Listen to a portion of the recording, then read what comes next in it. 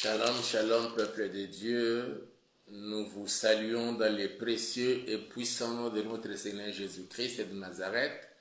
Nous revenons encore pour la deuxième partie de notre intervention de ce jour, de ce soir, où nous sommes dans notre deuxième nuit ciel ouvert. Que le Dieu Tout-Puissant vous bénisse. Je vous rassure, nous allons encore passer de bons moments dans la présence du Seigneur, où nous allons encore prier que le Seigneur ouvre son ciel. Oui, bien, je dis bien que le Seigneur ouvre son ciel. Nous voulons te dire merci, nous bénissons ton Saint-Nom, Papa, et nous nous recommandons entre tes saintes mains. Je recommande ma soeur, je recommande mon frère, je recommande ce papa, je recommande cette maman, je recommande même des petits-enfants et toute la famille, Papa, qui se connecte à ce programme en ce moment, Papa.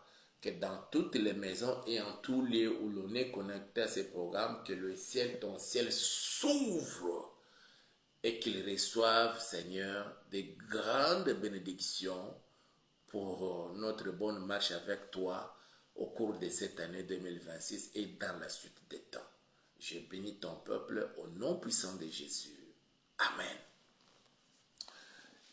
J'ai lu les Saintes Écritures, 1 Roi chapitre 17, du 1er au 16e verset. Élie le Tishbite, l'un des habitants de Galade, dit à Akab, « L'Éternel est vivant, le Dieu d'Israël, dont je suis le serviteur, il n'y aura ces années-ci ni rosée, ni pluie, sinon à ma parole. » Autrement dit, cet homme a pris la clé et il ferma le ciel. Parce que c'est le ciel, quand il s'ouvre et laisse tomber la pluie et la rosée. Il dit, il n'y aura ces années-ci, ni rosée, ni pluie, sinon à ma parole. Je décrète et je déclare dans la vie de tous tes ennemis, de tous ceux qui en veulent à ma vie, en veulent à ta vie, de tous ceux qui ne veulent pas te voir, être bénis, être en bonne santé dans leur vie, quel que soit tout ce qu'ils peuvent entreprendre et faire. Désormais, toutes ces années, il n'y aura ni rosée, ni pluie au nom puissant de Jésus-Christ de Nazareth. Élie l'a déclaré et je le déclare aujourd'hui. Amen. Élie le Tishbite, l'un des habitants de Galade, dit à Akab, « L'Éternel est vivant, le Dieu d'Israël, dont je suis le serviteur. Il n'y aura ces années-ci, ni rosée, ni pluie, sinon à ma parole. » Et la parole de l'Éternel fut adressée à Élie en ces mots. « Pars d'ici, dirige-toi vers l'Orient et cache-toi près du torrent de Kérit, qui est en face du Jourdain. Tu boiras de l'eau du torrent, et j'ai ordonné aux corbeaux de te nourrir là. » Le même Dieu, pendant que son serviteur a fermé le ciel pour tous ceux qui étaient dans la ville, tous ceux qui étaient là à Samarie, il a fermé le ciel, mais le Dieu a pris acte. Il prend son serviteur, il l'amène à part, là où le ciel reste encore ouvert, pour que le corbeau monte jusque devant le trône, reçoive la nourriture du ciel et l'amène à Élie. Pendant que le monde entier crie, crise, difficulté, conjoncture dans ta vie, j'appelle les corbeaux venant du nord, du sud, de l'est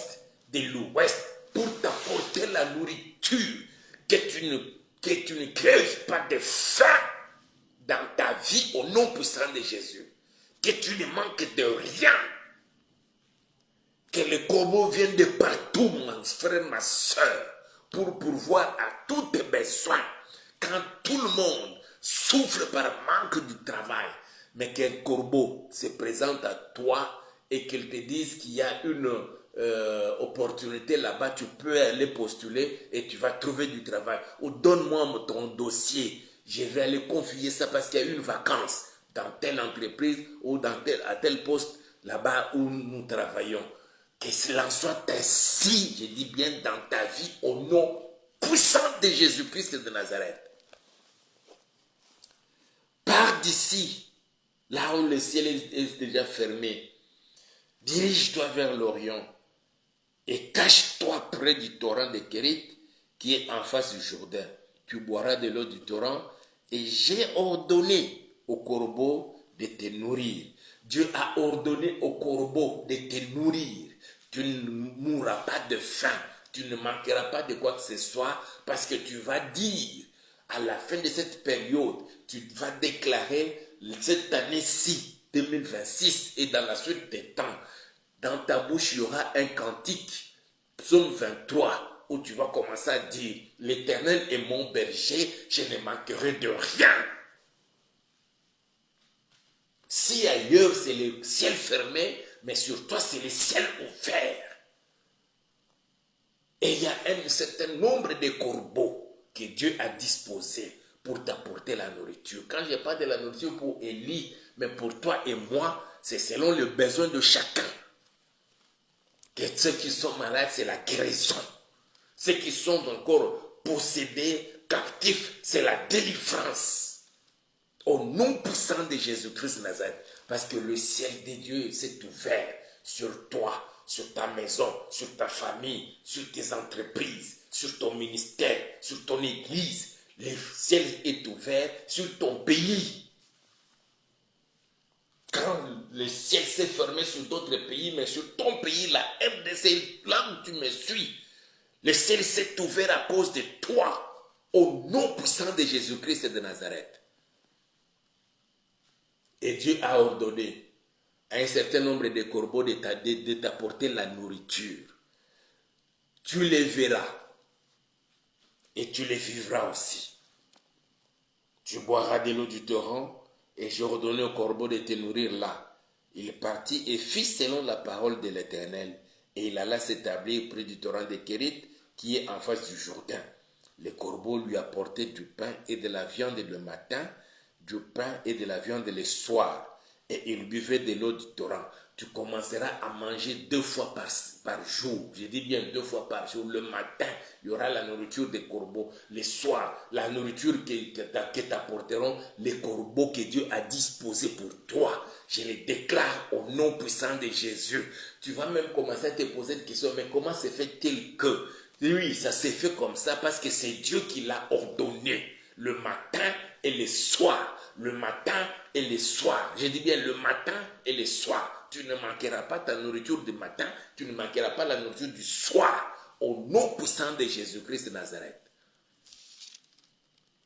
Les corbeaux lui apportaient du pain et de la viande le matin, du pain et de la viande le soir. Et il buvait de l'eau du torrent. Mais au bout d'un certain temps, le torrent fut à sec, car il n'était point tombé de pluie dans le pays. Alors la parole de l'Éternel lui fut adressée en ces mots. Lève-toi, va à Sarepta, qui appartient à Sidon, et demeure là. Voici, j'y ai ordonné à une femme veuve de te nourrir. Je voudrais parler de la loi du mouvement. Ne te déplace pas d'un lieu de toi-même, si c'est dans la volonté du Seigneur.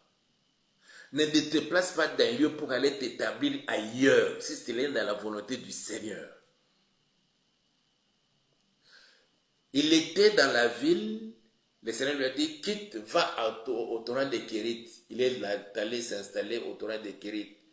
Et le Seigneur est venu lui dire, quitte maintenant le torrent de Kérit, va maintenant à Sarepta. Là, j'ai ordonné à une femme veuve de te nourrir. Tous ces déplacements d'Élie, Ce n'était pas selon, à cause de la conjoncture, à cause de la crise, à cause de la famine, à cause de la maladie, à cause des épidémies ou des pandémies. Tous ces déplacements de lits, ce n'était pas à cause de ceci ou de cela, ce n'est pas parce qu'ils fouillaient à câble, non, c'était sur ordre du Seigneur. Que tous tes mouvements, partout, à tout moment, quand tu veux faire un mouvement, que cela soit selon la volonté du Seigneur, c'est la volonté parfaite, et c'est alors que tu réussiras. Je décrète et je déclare qu'il en soit ainsi dans ta vie, et vis la réussite et la victoire et le succès dans tout ce que tu entreprendras au nom puissant de Jésus-Christ de Nazareth. Si au torrent de Kérit, le Seigneur avait disposé pour Élie, son serviteur, les corbeaux, mais à Sarepta, il a disposé une femme veuve. Partout où tu iras, il y aura toujours de bonnes personnes que Dieu a déjà disposées pour te rendre service.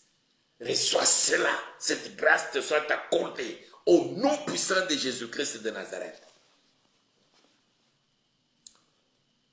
Il s'éleva, le verset 10, il s'éleva et il alla à Sarepta. Comme il arrivait à l'entrée de la ville, voici, il y avait là une femme veuve qui ramassait du bois.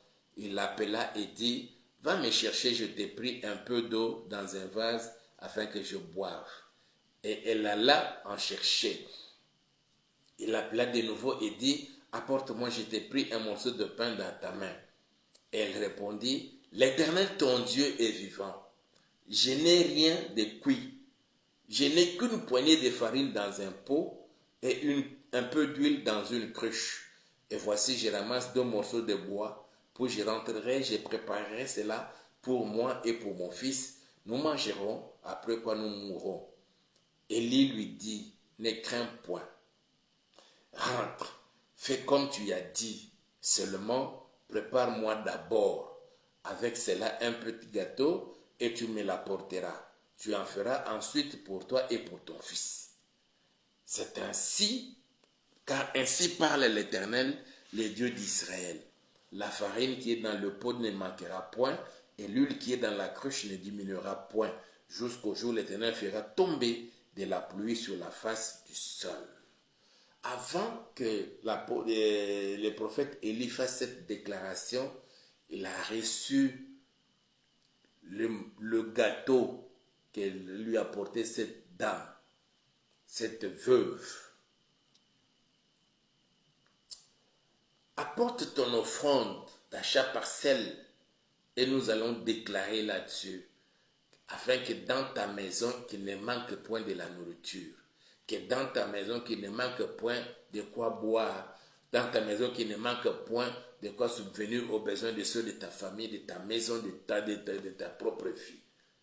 Au nom puissant de Jésus. Car ainsi parle l'Éternel, le Dieu d'Israël, la farine qui est dans le pot ne manquera point, et l'huile qui est dans la cruche ne diminuera point. Pas de manque, pas de diminution. Je dis bien, pas de manque, pas de diminution. Un puissant miracle nous attend, parce que le ciel s'est ouvert. Seigneur, j'ouvre ton ciel dans la vie de ma soeur et de mon frère.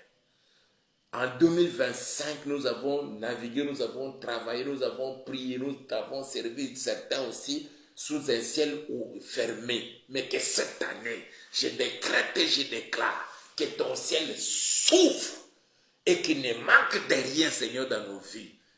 Que la farine dans le pot ne manque point et que l'huile aussi, Seigneur, dans la cruche ne diminue point.